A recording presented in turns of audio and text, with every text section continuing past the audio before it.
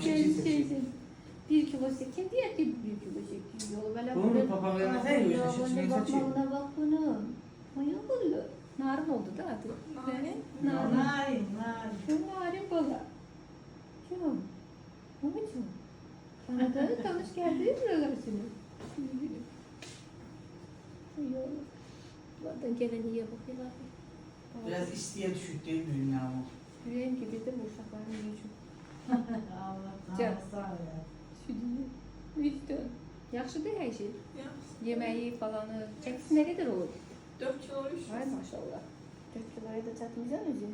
Bu da kuyruğu da var. Doysan kimi bilirsin. Doysan. Allah saxlasın.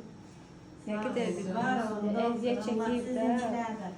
Orada adam inanmır ki bu ultra səslə baxdığımız o qara qura şəkilli. Vallahi Qucağına bax belə. Sizdə o elimizi alanda qorxurduq doktor.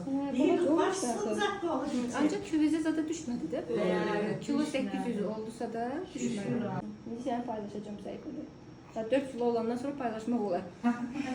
Sizin o papağanı bu əziyyəli seçip paylaşalım. Necə? Bu şeyin papağı. Hə, deyəm. Bəyənmirlər sən. Belə istəyirlər sən. Duysun. Olacaq